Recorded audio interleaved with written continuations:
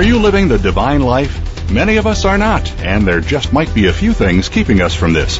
Welcome to Living a Sacred Life with Dr. Raymond Anderson. In our program, you'll learn to use the tools that have been given to you to make changes that you need, and by doing so, come one step closer to living that divine life. Now, here is your host, Reverend Dr. Raymond Anderson. Namaste, namaste, beloved Seventh Way family. So today is a great day to celebrate the unique gifts that you have been blessed with by the Divine One Source. No one is exempt. Every human has a special place, special purpose, and special plan for how their unique gifts are to serve the world. So as we tend to do, take this time to center yourself with a few calming breaths, releasing the anxieties of the day as we prepare for today's reading, which comes from the book Gay as a Gift on page 33, The Gift of Light. A light worker is an individual who dedicates his or her life to the cultivation of inner presence and the elevation of awareness in self and in others. Like Eckhart Tolle writes, gay people have an advantage when it comes to enlightenment, meaning in the light. Simply by coming out of the closet and embracing their true inner spirit. Once we have done so, our role is to help others achieve enlightenment. The Gay Lightworkers website states, Lightworkers are people on earth at this time whose purpose involves raising the consciousness of the planet in some way. For some, this can be teaching. For others, it can be spreading joy and laughter. Or for others, it might even be tearing down the old way of doing things. As gay people, we possess all of these things. However, what is most important is that we contain both male and female aspects of ourselves. This gives gay people an awareness of what the spirit really is. As I said, today's reading comes from the book Gay as a Gift, written by today's guest, Salvatore Sapienza. Salvatore Sapienza is the author of Gay as a Gift and 70 times 7, which was nominated for 2 Lambda Literary Awards, including Best Spirituality. A former religious brother in the Catholic Church, Sapienza assisted in the formation of St. Francis's AIDS ministry under the guidance of Father Mychal Judge, the saint of 9/11. Sapienza's latest book, Michael's Prayer, is an interfaith guide to the life and spirituality of Father Judge. Sapienza has written feature stories for several newspapers and magazines across the country, and he has appeared locally on National Public Radio and PBS. He currently lives in Saugatuck, Michigan. And with that, I welcome today our guest, Salvatore. How are you today? Hi, Raymond. Nice to talk with you. To you as well. I greatly appreciate you taking the time to do this. Oh, well, thanks for having me on your show. My pleasure. So I guess let's jump right into it and, tell the listening audience what's up. What made you decide to write this book? Well, my first book that I wrote, 70 times 7, is actually a novel. And it's really a story about a young gay man who is struggling between his spirituality and his sexuality. He has a great love for the church, but he also is very comfortable with being gay. But as it seems, his gay friends don't really understand his whole need for spiritual life, and the people at the church don't understand the whole gay side. And so he really feels pulled between those two halves of himself, his spirituality and his sexuality. And when I toured to promote the book in different cities that I would stop to, I would always have gay men come to me who were feeling that very same struggle. And so many of them, when they came out, they felt like they could no longer be a part of the churches that they were raised in. And so they kind of left that behind. And in leaving behind religion, I think they also left behind spirituality. It was kind of like, well, I'm gay and the church says I'm bad, so I guess I will just leave that behind. And they kind of threw the baby out with the bathwater, I think. Right. And so hearing their stories over and over, I thought, there needs to be a book for gay people to really know that we really are spiritual leaders in many ways, and that we've been given spiritual gifts, and are more attuned to spiritual gifts oftentimes than the heterosexual community is. As you read in the quote from the book, I talk about Eckhart Tolle, who many of you know is a contemporary spiritual writer, has been on Oprah and sold millions of books. But in his book, The Power of Now, Tolle states that gay people are at an advantage when it comes to spiritual enlightenment. And so I really wanted to write a book for gay people to really understand that. And so as I was working on that book, I was trying to think of what might be a good title for it. And I was watching an episode of Oprah 2 years ago, and there was a young gay man on there who was in the audience, and he was saying how he felt that same struggle between sexuality and spirituality, and he just felt that he couldn't really be a religious person anymore because he was gay. And on the panel was the Reverend Ed Bacon, who's an Episcopal priest in California. And he said on the show to the young man that your being gay is actually a gift from God. Right. And the young man was like really taken aback. And Oprah herself actually was too. She said, wow, you're the first religious leader I've ever heard say that being gay is a gift from God. And when I heard that, I thought, oh, well, there's my title, Gay is a Gift.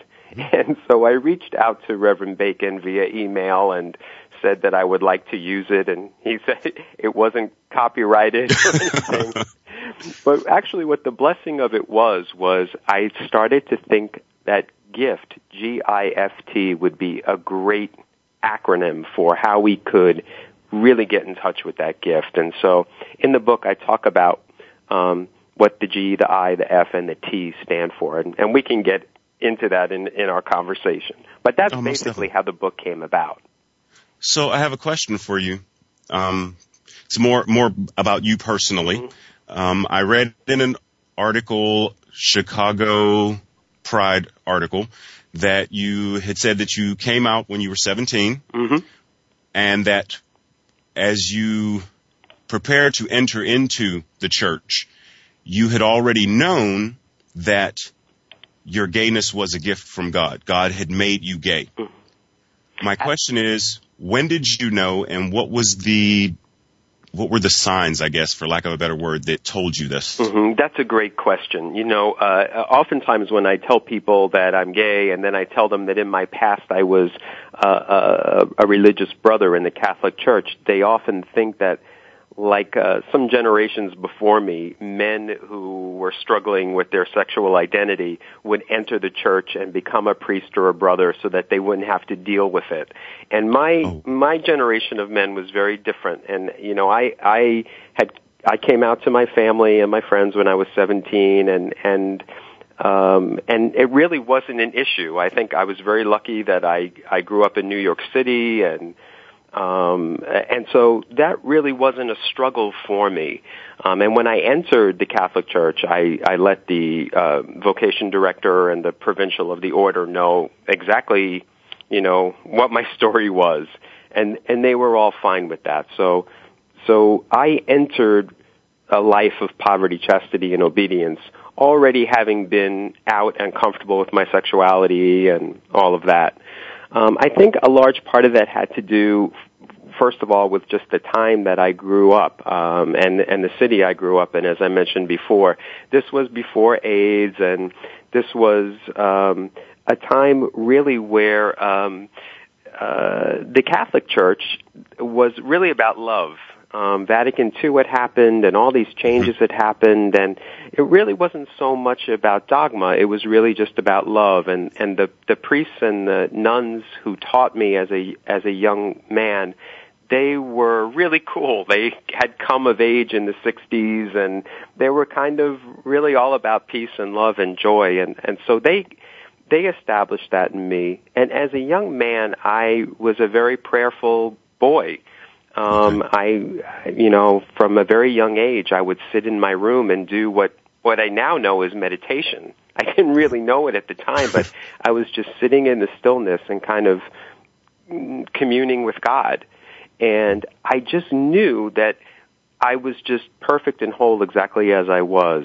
And I think that was such a blessing to me and such a grace, because so many people who kind of feel the gay attraction at a young age, they're told that it's wrong by religious leaders. And so what they're doing is they're really listening to someone else telling them instead of listening to that still small voice within. And I knew that when I was sitting in my room, still listening to that voice within was saying, "You're exactly perfect, just the way I created you." And so I really do feel like, Raymond, I'm sure, your listeners have heard this before, but, we're all here on purpose for a purpose. And so I feel like that's my purpose. Because I've been given that grace, I feel like that's part of my purpose here, is to kind of really spread this message. And that's really how Gay as a Gift came about. Okay.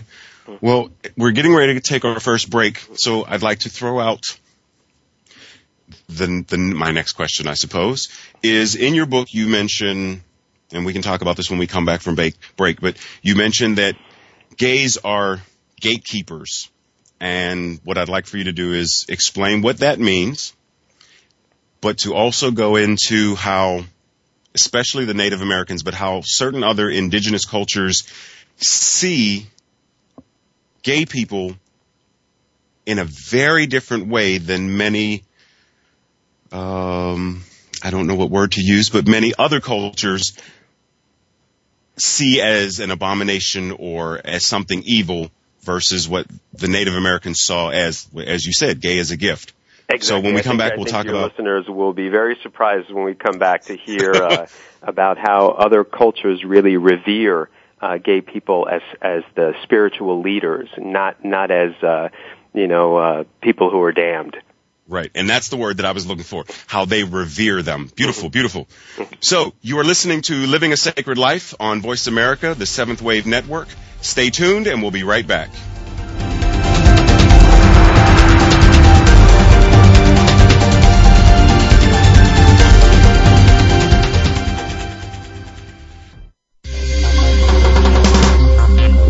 Your online community for positive change.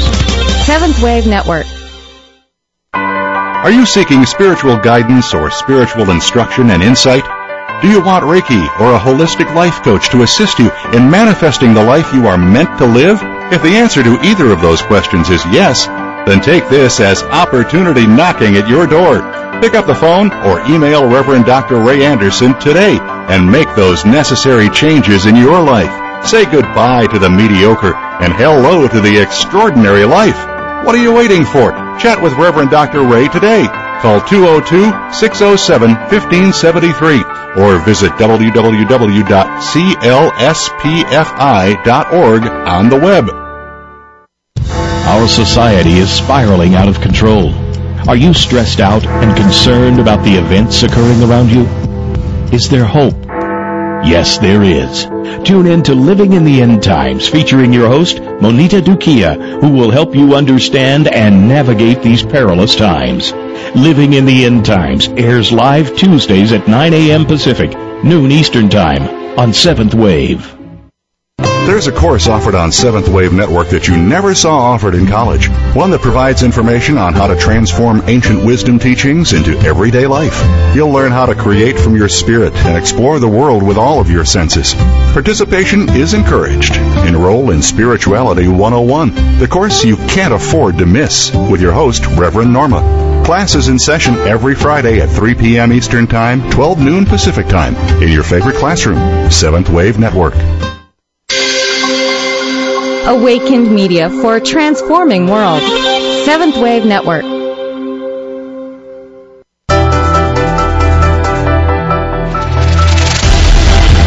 You are listening to Living a Sacred Life with Dr. Raymond Anderson. If you have a question or comment about today's program, please call 1-866-472-5795. Again, that's 1-866-472-5795. Or you can send an email to seventhwave@pfcls.org. Now let's return to Living a Sacred Life. welcome back. And if by chance you are just tuning in, today I welcome Salvatore Sapienza, and we're discussing his wonderful book, Gay as a Gift. So before we went to break, I asked Sal to mention what you mean in your book that gays are gatekeepers. Great question. Well, that really comes from a tribe in Africa called the Dagara tribe. And there's actually several tribes in Africa where the tribe member that is the person who is the spiritual leader in the tribe is actually the gay person. And it is believed that because this person has the perfect balance of male and female, that they can help us open the gateway into the next realm, into heaven. They're spiritual gatekeepers. They believe that gay people are guardians of the doorway into the other worlds or realities, and that much of the pain in the world can be traced to, the disrespect that is given to these spiritual gatekeepers. So that's certainly one end, and then in our world, the Western world, the Native Americans here also again talk about the two-spirit. I'm sure some of your listeners have heard of that before. The two-spirit again is the gay person in the tribe, and this person is the one that the leader of the tribe goes to with all spiritual questions. So it is very interesting when we talk about, the African tribes or the Native American tribes, people who really haven't been exposed to, let's say, Western religion, and they themselves have revered gay people for centuries, and have looked to them as the spiritual leader. And it's so odd how in, most of Western religion, how gay people are kind of denigrated by people in religion, as not having the answers, where these other tribes see the gay people as having the spiritual answers. They're the go-to people. Right. So that's a great segue into what would be the benefit, in our Western world, for our straight brothers and sisters who are listening. What's the benefit for them to be involved in this discussion about gay as a gift? Yes, that's true. When I've talked about the book in other places, sometimes people have said, well, what are you saying, that gay people are somehow better than straight people? Or, what's the message in here for people who are not gay? And I'm really not saying that because gay people have this spiritual gift. Like Eckhart Tolle says, it's a gift that we all have, but Tolle says that gay people, because of the whole coming out process, they just have access to it a lot quicker. When gay people come out of the closet, it's a real struggle, but when they come out, there's this great sense of freedom. And think about what they've done. In doing so, they really have come to know the beauty of their true nature. Right. And that's really the call of all of us, no matter what our sexuality. That's a call for all of us on the spiritual path, is we want to know our true nature. And when gay people come out, they do that. And because they do that, they experience this great sense of freedom. So there's great wisdom in that, in having gone through that, that people on the spiritual path can learn a lot from gay people. Unfortunately, I think gay people, many of us, don't really know that we have this spiritual gift. Right. And that's why in the book I really try to say, you come from this great heritage. Here's how you can get in touch with maybe that giftedness. Okay. Well, let's go ahead and talk about that. Yeah. You make this wonderful acronym that's, it's easy to remember, GIFT. So exactly, yeah. And these things are things that everyone can do. It's not just for gay people. Right. But I wanted that guide. I got one review for the book that described the book as chicken soup for the gay soul, and I really liked that, because those little chicken soup books that I'm sure many of your listeners have read, they have them for everything. They have, chicken soup for the teenager soul and chicken soup for the new mom soul. For and the they're dog really, lover's soul. Yeah. And there's no chicken soup for the gay soul. So if this book can prove to be that for people, that was a great review. I loved reading that. So the book, even though I did write it for gay people, the acronym GIFT really is for everyone on the spiritual journey. The G in GIFT stands for gratitude. And one of the ways that we can all access this spiritual giftedness and grow in enlightenment, I think the very first step is gratitude. For me, what has been so helpful, I know many people have done it for many years, but what helped me the most was keeping a gratitude journal, which I still keep to this day. Okay. And when I get up in the morning, and before I begin my meditation, I just write down 5 things that I am grateful for from the previous day.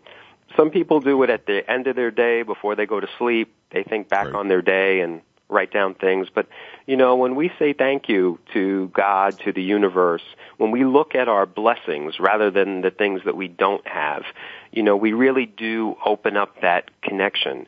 And I think, unfortunately, for gay people, because of the rejection that we felt or the struggles that we've had, we often tend to focus on those negative situations like, how come, we don't have the right to marry, or how come my dad won't speak with me, or we tend to focus on the negatives rather than focusing on the blessings. Right. And so gratitude opens us up. And then the I in GIFT stands for inspiration. And what I say in the book is, do the things that inspire you. And inspire really means getting in touch with your spirit. For some people, that's a walk in nature. Just being alone, walking in nature, they feel connected to spirit. They feel connected to God. I know other people who are bike riders who go on these really long bike rides, and when they are out riding, they feel connected to spirit. Some people, it's when they're writing or painting. It's mostly when we're doing something creative. But find the thing that it is for you and then spend time doing it. I think the problem with many of us in the Western world is we kind of feel like we always have to be doing something constructive. And so often to sit in front of a tree, we feel sometimes like, okay, shouldn't I be doing something like, a bit more, to tell people, oh, what'd you do this afternoon? Oh, I just sat in front of a tree. But do what it is that inspires you, and make sure that you find time to do that every day. I was just, did a retreat day on Saturday with a group of gay men in Grand Rapids. And I was talking about meditation and how important meditation was in my life. And someone said, I try to meditate, but I can't seem to find the time in my day to do so. And I said, well, do you go to the gym? Because he seemed like a pretty fit guy. And he goes, oh, yeah, I go to the gym every day. I'm in the gym for an hour. And I was like, okay, well, that's great. You're taking care of your physical self, but you also need to take care of your spiritual self. So if you can find the time for exercise, physical exercise, you can find the time for spiritual exercise. Right. The F in GIFT stands for forgiveness. And this is a really hard one for everybody, but I think it's especially hard for gay people because we harbor so many hurts from, growing up, from hearing hateful things about our very nature from our teachers, our pastors, our parents. Right. And so sometimes it's just hard to let that go. We still hold on to it. And I think, even though many of us have been out for many years, we still harbor a lot of that hurt inside. And so we really need to get to the place where we can really just let go and open ourselves up to spirit. And finally, the very last letter, the T, stands for trust. And I've spoken to people who have said to me, oh, you said forgiveness was the toughest thing, but I think trust is the toughest thing. And in trust, I really mean surrender. Surrender to the divine will. Stop trying to control your life so much. I tell this story about how oftentimes we feel like we're on the spiritual journey and we're on a tandem bike with God, and we say, well, I'm in the front seat and God's in the back seat, and we're going down life together. And really, when we get to a certain part in our spiritual path, we really have to switch seats. That God has to be in the first seat of that bike, and we're in the back. We're still pedaling. I mean, we're still helping. It's not like we're just not doing anything. Right. But that God is leading us, and we kind of give up the control and just go with the flow of life. So gratitude, inspiration, forgiveness, and trust, that's what the gift is. And when we put those things into practice every single day, we open ourselves up to connection with the divine, to enlightenment. I mean, we're always connected to the divine, but, right. We forget that because we have all of that in our monkey mind heads. But right. When we, give thanks and feel inspired and let go of things and trust, we remember that spark of the divine that's within us. Right. We become far more conscious of it because, like you said, it's always there. Mm-hmm. But when we do that, it's like electricity is always running through the house, but until you plug in your iPod, you're not going to have access to that electricity. Exactly right. Exactly. The connection is always there. We just forget to plug into it, or, we've got so many other things kind of biting for our time and our thoughts. We're thinking about things that happened in the past or things that are going to be happening tomorrow, worrying and anxious or whatever. And that's why, that whole thing, like Eckhart Tolle's book, The Power of Now, about just really being present and in the moment. That's why meditation and sitting in front of that tree and, all right. of that stuff really just helps us be present and be centered. And that's when we plug in, is during those moments. Right. And I like the fact that, you mentioned that a lot of Western-minded folks, we get stuck up in the whole, well, I have to do something. Mm-hmm. But I love in the Asian martial arts or in the East, there's this concept of inactive activity. You are doing something by not doing something. Yes, exactly. That's a hard concept for us who kind of grew up with this kind of work ethic we have in America. Oh, but, yeah. But, it's so true. Thomas Merton, he wrote that busyness is actually a form of violence. Wow. It always stayed with me. We feel like we always have to be busy and doing something, and you're right, that whole kind of Eastern philosophy of just being is just beautiful. Right. Well, we're at our next break. I'm Reverend Dr. Ray. You're tuned into Living a Sacred Life. Stay tuned and come right back.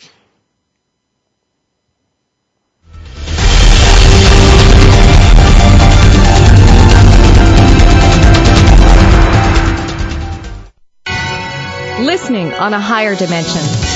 Seventh Wave Network. Goodbye, self-critical. Hello, self-thrilled. Can you define your talent in 6 words or less? Are you using your inner resource, intuition, to teach you how? Listening to Joyce Anderson of Conversations with Yourself will work your intuitive muscle to discover your divine talent. Each week, your host, Joyce Anderson, teaches practices to jumpstart your intuition as your GPS to becoming self-thrilled. From sports to business to music and food, talent is everywhere. Find yours. Joyce and her guests will share their how-to stories on being self-thrilled. Tune in to Conversations with Yourself, Thursday mornings at 9 a.m. Pacific Time on the 7th Wave Channel, and ignite your talent. Are you seeking spiritual guidance or spiritual instruction and insight? Do you want Reiki or a holistic life coach to assist you in manifesting the life you are meant to live? If the answer to either of those questions is yes, then take this as opportunity knocking at your door. Pick up the phone or email Reverend Dr. Ray Anderson today and make those necessary changes in your life. Say goodbye to the mediocre and hello to the extraordinary life. What are you waiting for? Chat with Reverend Dr. Ray today. Call 202-607-1573 or visit www.clspfi.org on the web. Being Here with Ariel and Shia Kane is an ordinary person's guide to modern-day enlightenment. This show is an exciting exploration which opens the door to living in the moment.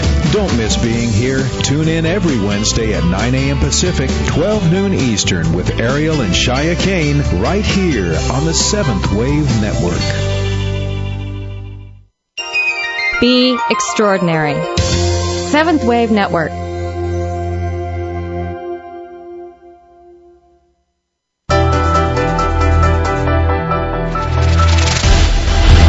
You are listening to Living a Sacred Life with Dr. Raymond Anderson. If you have a question or comment about today's program, please call 1-866-472-5795. Again, that's 1-866-472-5795. Or you can send an email to seventhwave@pfcls.org. Now, let's return to Living a Sacred Life. Welcome back. So, Sal was going through the acronym GIFT, gift, for how it is and why it is that gay is a gift. But there's one other letter that he didn't mention that I would like him to go into now. Yes, I decided to add an S to the acronym, and certainly we all are given many gifts, so I wanted to make it plural, but I also wanted to kind of end the book with S standing for service. And again, this is part of what happens to us when we go along the spiritual journey, is it's not just about ourselves. Sometimes I think people can think because when you're doing spiritual work and you're meditating and you're doing spiritual reading and you're sitting in front of that tree that it's just all about you, and it seems very self-centered. Mm-hmm. And really it's not, because what you discover is when you get to that place of peacefulness, when you get to that place of wisdom, your first impulse is, I want to serve others. I want to help others to get to this place.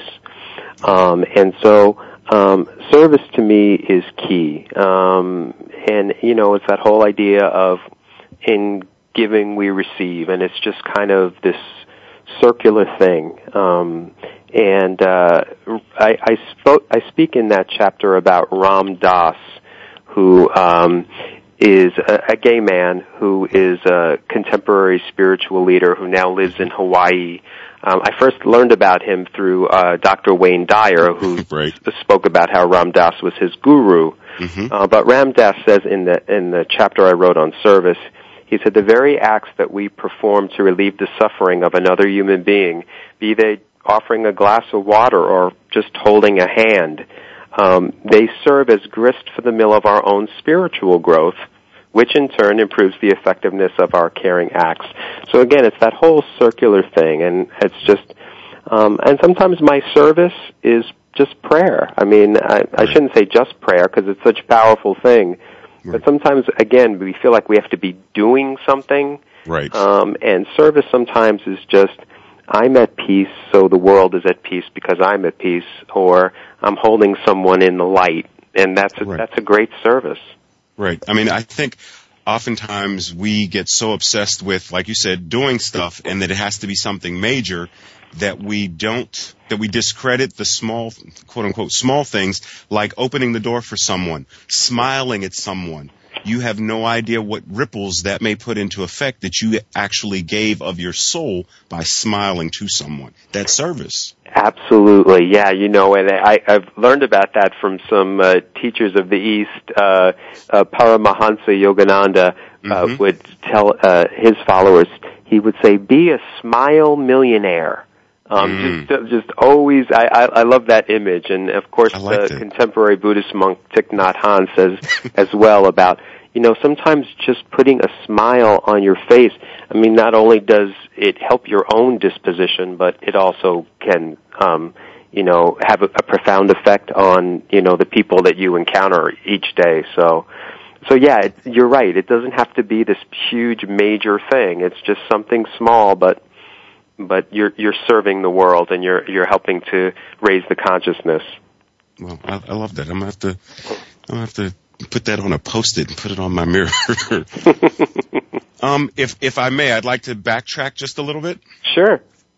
You mentioned the F and the T for forgiveness and trust, and I know that there are many of our gay brothers and sisters who have internalized homophobia. They've taken so much of the hatred and anger and animosity that's been shoved through the media and church and family, etc., that it then becomes, they hear that small voice in their own mind, their ego, telling them how despicable and despised they are. How do you address someone learning to forgive that aspect and trusting their true self? Yes, that's I think a lifelong process, but it does get easier and easier. But even myself, having been out at such a young age and having done all of this work, I just was. My partner and I were doing grocery shopping last week, and the cashier at the checkout, she looked at us and she said, "How come all the gay guys? How come all the good-looking guys are gay?" And it was a compliment, and right. certainly that was very nice. But when I got in the car, I turned to my partner and I said, how did she know we were gay? Right. And for some reason, it bothered me a little bit, and I really had to look at that. Why did it bother me? Why? Mm-hmm. But again, it's that whole thing when you go back to life's hurts of the kid being a kid in the schoolyard, being made fun of.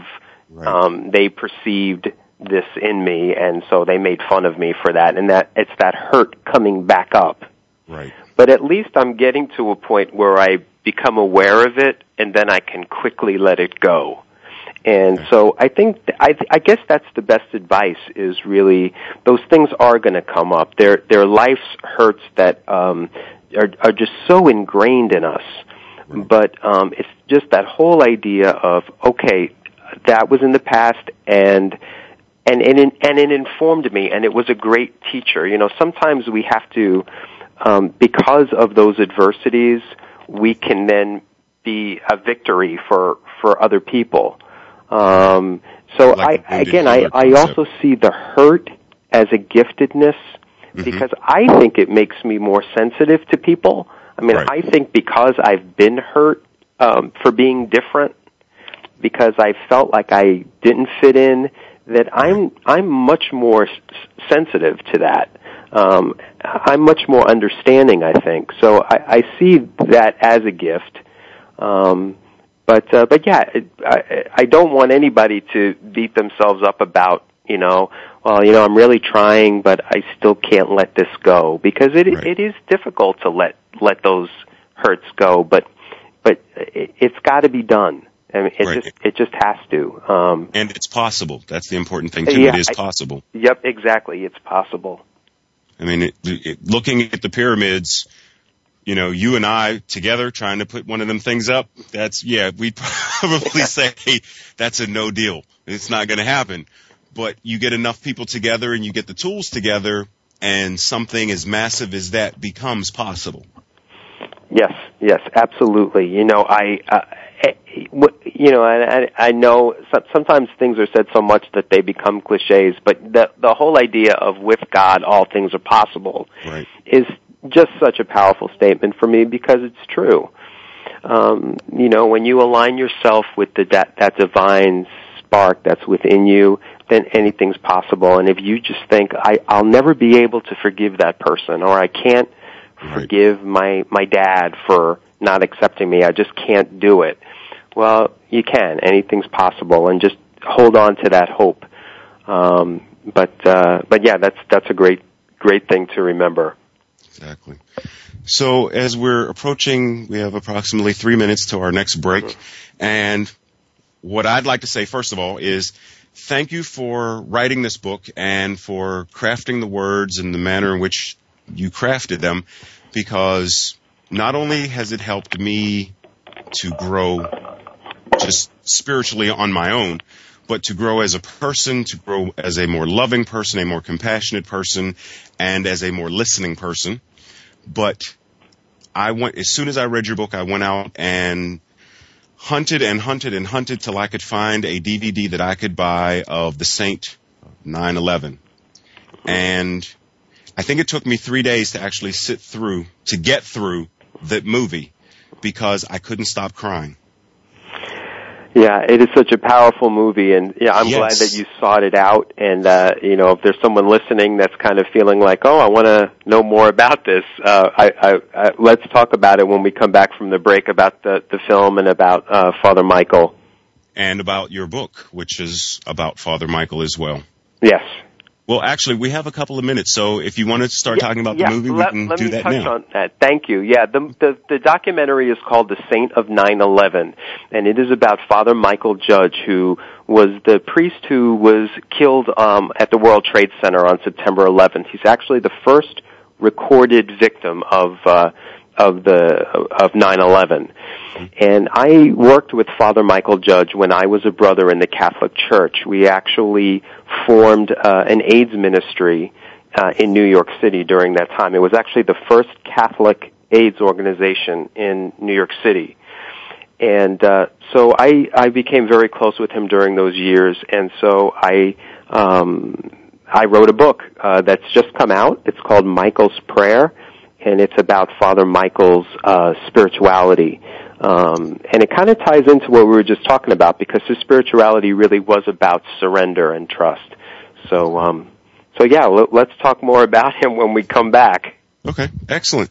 So, ladies and gentlemen, once again, thank you. You are listening to Living a Sacred Life on Voice America, the Seventh Wave Network. Stay tuned, and we will be right back.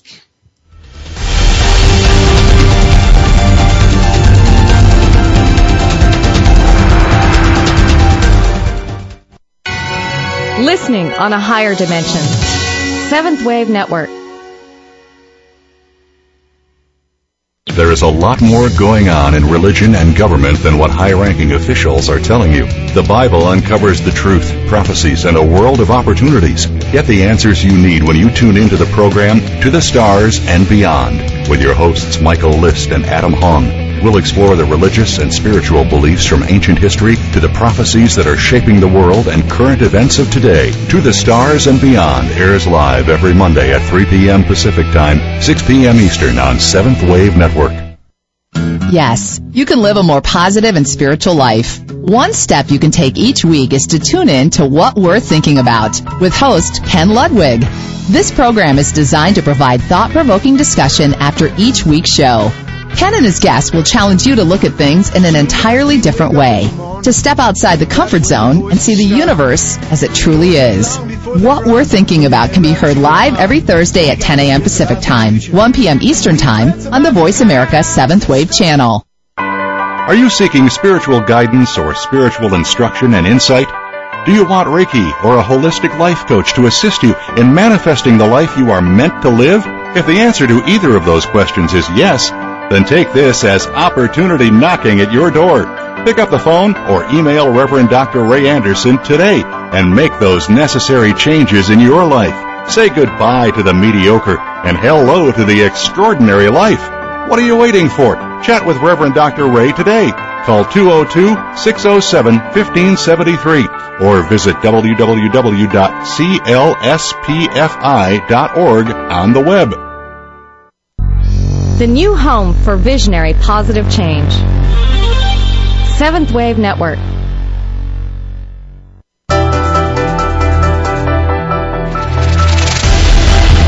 You are listening to Living a Sacred Life with Dr. Raymond Anderson. If you have a question or comment about today's program, please call 1-866-472-5795. Again, that's 1-866-472-5795. Or you can send an email to 7thwave@pfcls.org. Now, let's return to Living a Sacred Life. So thank you for staying tuned. And right before we went to break, Sal was telling us about his newest book, Mychal's Prayer, which is an interfaith guide to the life and spirituality of Father Mychal Judge. So tell us more about the book.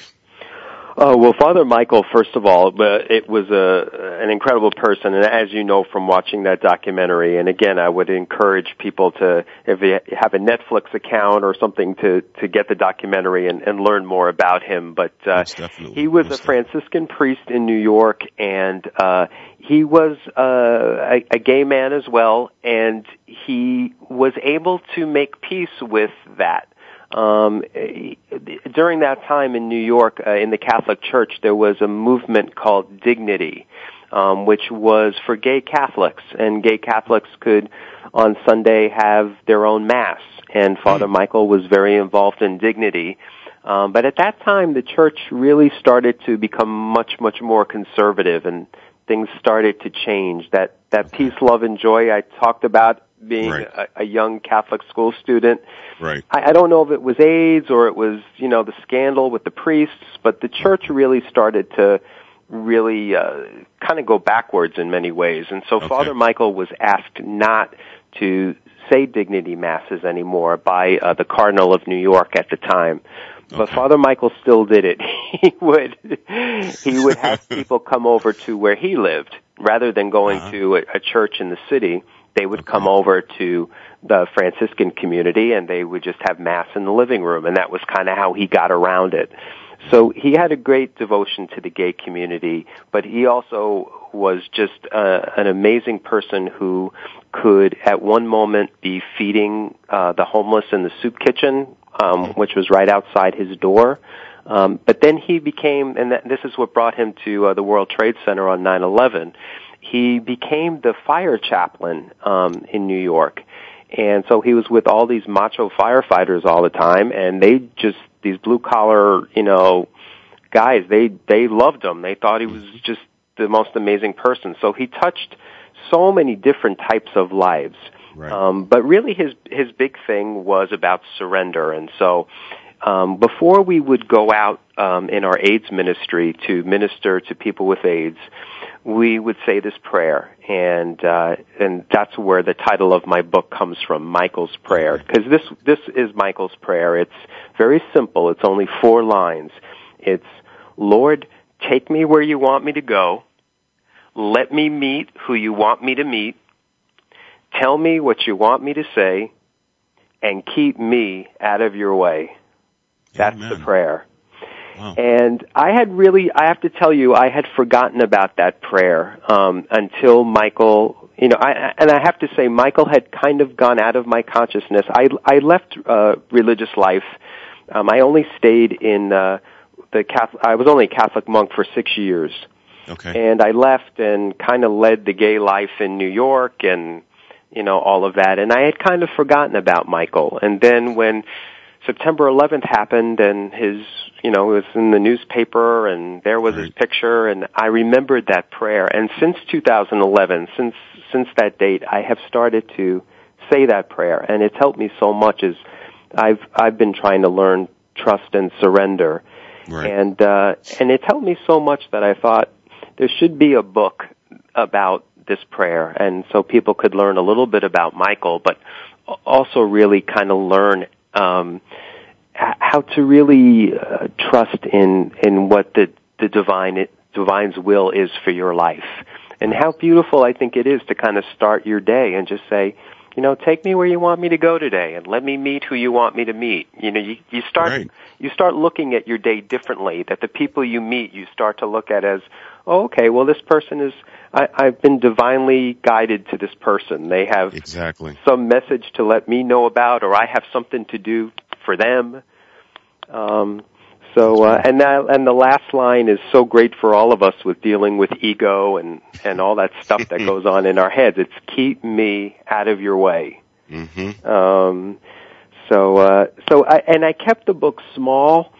I actually, 2 things I'll mention really quick. Henry Nouwen was a Catholic priest who was a spiritual writer and also a gay man who really struggled with that. But he wrote some really beautiful books, but they're very small books. Okay. And so I wanted to kind of keep it in that thing a book to be read very slowly, a book to be prayed with, a book to be kind of reading a line and then just kind of contemplating it.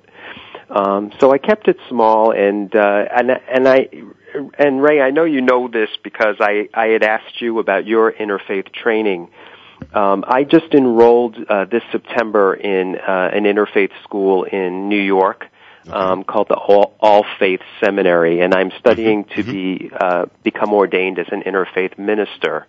Beautiful. And what I learned just last month when I attended the class was that Rabbi Gelberman, the rabbi who started this school, he wrote 13 books, and all of them were very small books. And he had explained about how people are often put off by spiritual reading when they get a book and it's huge and they're like, okay, it's going to take me forever to get through this. And that we're kind of drawn when we want a spiritual book for something that's small, that we can kind of contemplate and think about. It's not overwhelming. And so that was a nice affirmation for me for Michael's prayer to know that not only, Henry Now and I done it in honor of him, but to hear that Rabbi Gelberman felt the same way. So right on track. Yeah. So I hope that, that will be appealing to people. The whole idea of surrender and trust, as we said earlier, can seem kind of like such a daunting task, but I think the book in a very, very simple way kind of helps us get there little by little. Excellent. So any other plans to write anything, or are you working on anything? Because that one's already out, correct? Yes, it's just come out, so I'll be spending a little bit of time kind of going around and promoting that. But what I'm working on right now is there is going to be a retreat in September of 2012 at Unity Village. And I know some of your listeners are probably familiar with Unity, but Unity Village has been doing an LGBT retreat now for 12 years. Okay. And so I'm going to be one of the speakers for the one that's coming up in 2012. And it's called Out in the Open is the name of the retreat weekend. And if you go to unity.org and you go to their retreats, you can read more about the retreat. But what I will be talking about is the book that I'm writing right now, which I don't know if it will be ready by September of 2012, but it's what I'm working on. And it's called Second Coming Out. And what I'm really feeling when I've gone around the country and done these workshops and retreats with gay people is we came out and it was very freeing and all of that because we had broken free of what we were told we were supposed to do. And finally we found out, I need to be true to myself. But then what happened is we kind of went into the gay community, and the gay community said, well, you have to look a certain way, and you have to dress a certain way, and you have to kind of like this kind of music, and your house kind of has to be decorated this way. And I think what happened was we kind of, after we came out, then went into this community where we said, oh, well, I guess if I want to fit into this community, I have to kind of, change who I am. Right, and lose yourself again. Yes, so I'm calling it Second Coming Out, kind of as it's the second coming. You're coming out again, and sometimes we have to do that to really remind ourselves, what is my true nature? Who am I? And I think the best way to know when we're in tune with that divine will and when we're in tune with that divine nature is peacefulness. Am I at peace? Right. And if I'm not at peace, then I really need to look at look at my life and my thoughts and what's going on. And that brings me back to forgiveness, because it's that whole idea. Sometimes it says, would you rather be at peace or would you rather be right? Right. And sometimes people are like, I would rather be right. Right. But the whole goal of the spiritual is I would rather be at peace. That's the most important thing, is to be at peace. You and me both. You and me both. Yeah. Well, thank you very much, Sal, for taking time to do the show. I greatly appreciate it, and I'm sure my listeners appreciate it as well. Well, I will be in touch with you because I want an autographed copy of the book, so I'm going to get in touch with you so I can, come to Michigan or whatever I have to do to get one. Absolutely. And I will be in touch with you about the next book and your workshop in September 2012. Thank you so once again, much, sir, very much. Thank you very much. I'm so grateful. Thank you. Thank you. And ladies and gentlemen, thank you all for tuning in today. Once again, I pray that today's lesson has assisted you in learning how to live a more sacred life. Blessings and joy and love to you all. Thank you, Sal. Love you very much. Thank you, Ray. Take care, everybody. Goodbye.